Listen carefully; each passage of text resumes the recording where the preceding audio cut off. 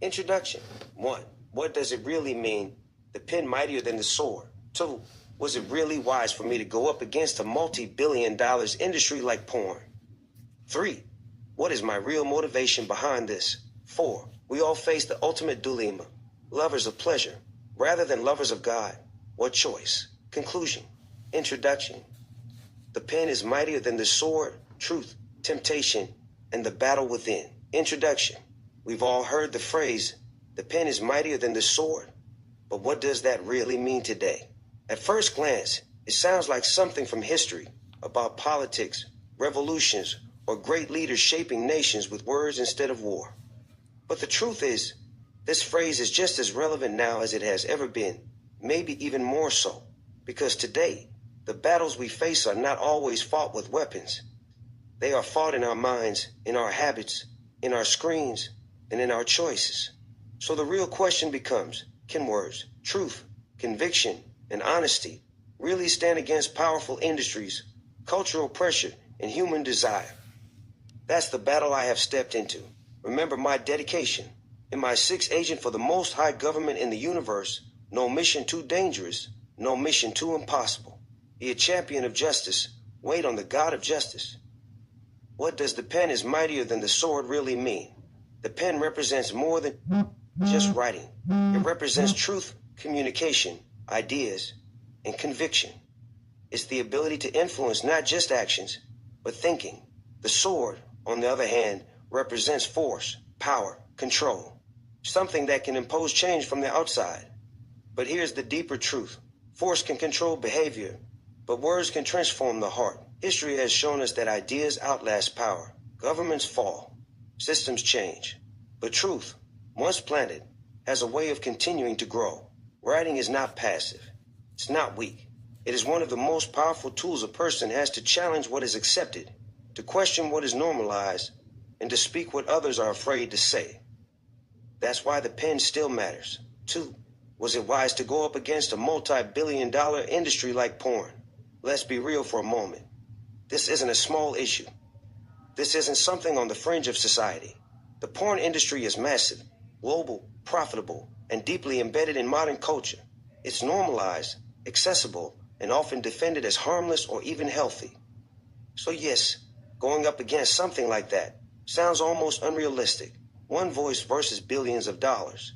One perspective versus a culture that largely accepts it. There's risk in speaking out. There's criticism, misunderstanding, even rejection. But wisdom isn't always about choosing the safest path. Sometimes, it's about choosing the path that aligns with truth, no matter how uncomfortable it is.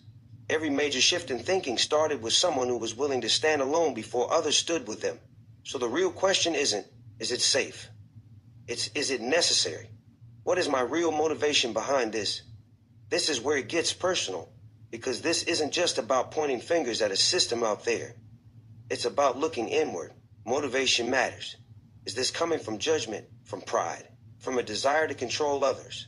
Or is it coming from conviction, from experience, from a genuine desire to see people live better, clearer, more intentional lives? For me, it's not about claiming perfection. It's about recognizing the struggle. We all face temptation in different forms. We all wrestle with habits, thoughts, and desires that don't always align with who we want to be. So this isn't about us versus them. It's about honesty. If I speak, it has to come from a place of truth, not superiority, from awareness, not denial, because real change doesn't start with calling others out.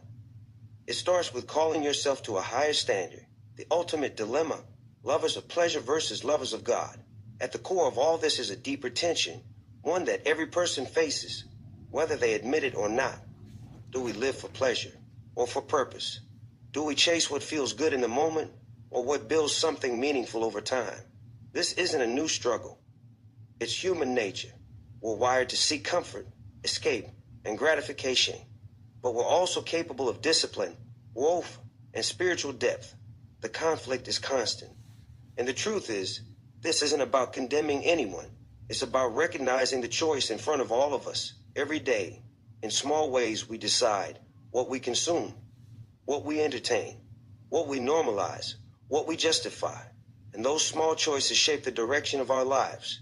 So the question becomes, what are we feeding more, our impulses or our values? Conclusion. So, is the pen really mightier than the sword? Yes, but only if it is used.